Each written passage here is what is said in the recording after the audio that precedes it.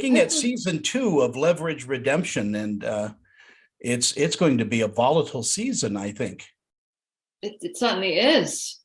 It starts off on a very positive note. I mean, Sophie's all in. She's bright-eyed and bushy-tailed and raring to go.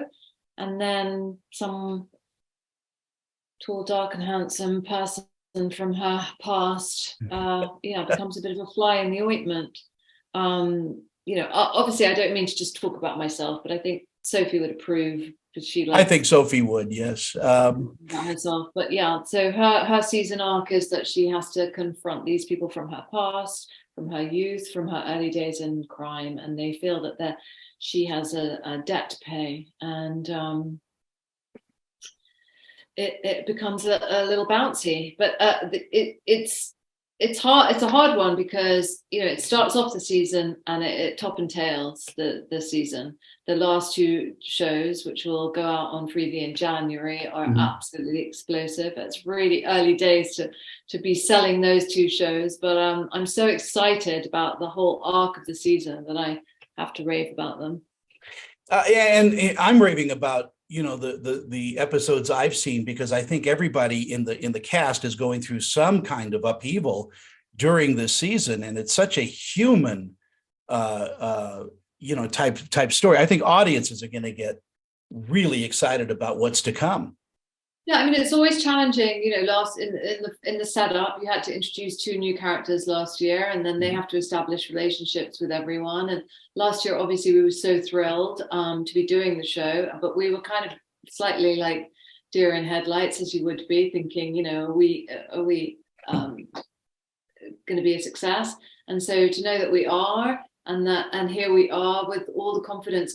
And every character is now just kind of running at speed, and I've got really lovely interactions with everyone. I mean, Brianna and Sophie have some really nice moments this season where Sophie's trying to guide her and say, you have choices. You don't have to just attach yourself to this kind of band of misfits. There's a big wide world out there. You're a bright person with tons of potential. Then she's really enjoying watching Harry kind of dip his toe kind of deeper and deeper and deeper and deeper into the world of grifting, and watching him enjoy playing with his accents and his costumes and his little affectations in the con. Then myself and Elliot, Sophie and Elliot have their kind of head-to-head moments where he really goes to task with her for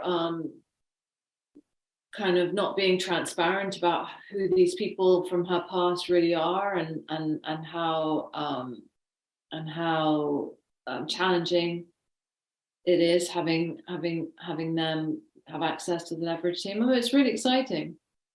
Well, what I think was brilliant about season 1 was those interchanges between your character and Harry. I mean, Noah must be an incredible scene partner, because those were very touching and very revealing. Oh, that's so nice of you to say. I mean, it is, it's a very different feeling being in a room with someone, you've never acted with before, than being in a room with people that you have this kind of long history. But, it's like yin and yang. You need both, because that's how you kind of stay tight and stay on your toes and stuff. And you learn a lot from each other. Noah's absolutely brilliant physical actor. He's fantastic with like what we call business, which is like doing stuff. I'm not, there's a bit of a sort of running joke on set that I'm not brilliant with props, and people are always like, don't give Gina a telephone and a coffee, don't give her a bag with buttons, make sure it's got a zip, and don't, if it's raining, don't give her an umbrella. Like, don't expect her. There was a very, very funny scene in Coupling years ago where I had to come in with an umbrella and open a door, and I was like, I couldn't, like, my hand, nothing was. So Noah's brilliant at that stuff, just as Ben Miles was in Coupling, and I do enjoy watching watching him. But yeah, we have some real tender moments. There's a real friendship there. A couple of people have asked me, is there a romance brewing between these two characters? And I can't say that I've like picked up on that, but I definitely think that it's nice to show adult Yeah. friendship, especially between the sexes, between the genders. I really enjoyed that It's element. really refreshing to see that. You know, also being an actor and playing a character for this many years, you've seen her grow, and not every actor gets to experience that with a character.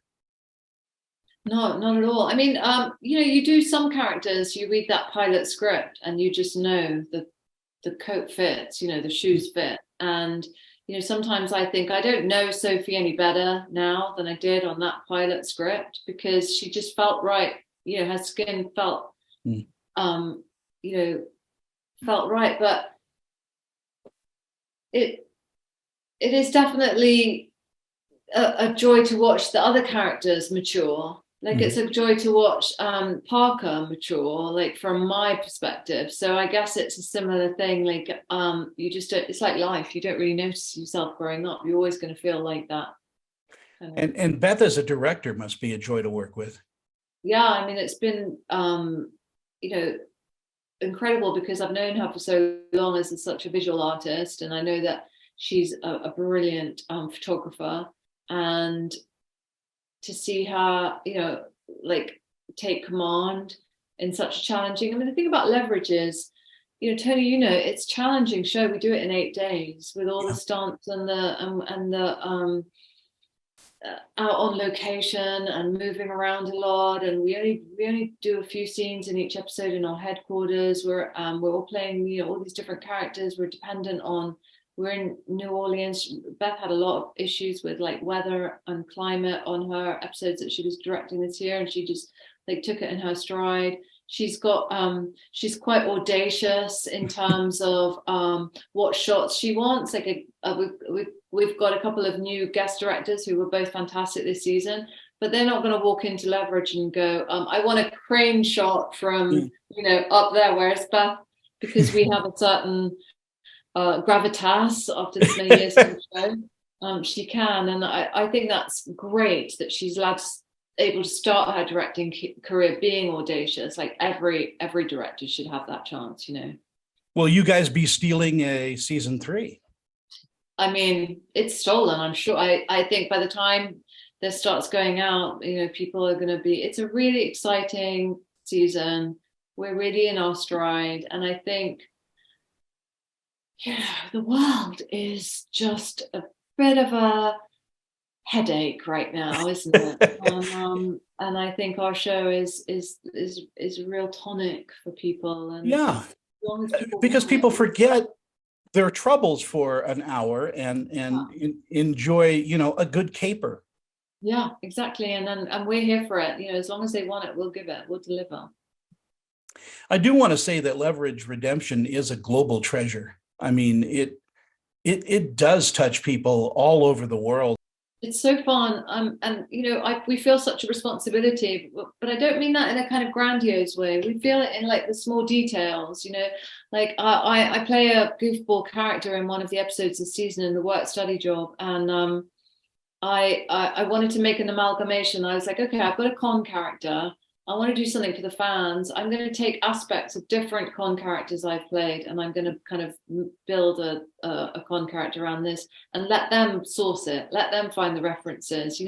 We love to like have that rapport with them that's in the details as well, not just from a kind of pedestal going, yeah, we'll give you 13 more episodes. It's all very much about, we've hidden this for you, we've hidden that for you. We think they're going to, and we talk about it on set all day. We're like, oh, they're going to love this, or oh, I don't know if they're going to like that bit, or it's a very present, that relationship between us and people that watch the show as well. In our final moments we have together, are you guys ever going to come out to one of those, kind of pop culture conventions and show up and sign some autographs for fans? Well, hopefully in the post-COVID world, we can do that again. We did it a couple of times in the early days. We really enjoyed it. So, I guess there hasn't been much of that around lately. But yeah, I'm totally up for it. I would love to have you out here in Salt Lake City. You're one of my favorite humans anyway. So, and I hopefully will see you. We're planning a set visit pretty soon. I hope to see you in New Orleans. Great. And yeah, hopefully this time next year we'll be here. We'll have this chat. We'll have lots more exciting episodes to talk about. Gina Bellman, I always love talking to you, and I always love chatting with you on social media. You're, like I said, one of my favorite human beings, and I adore you. So thank you so much. Big kiss to you.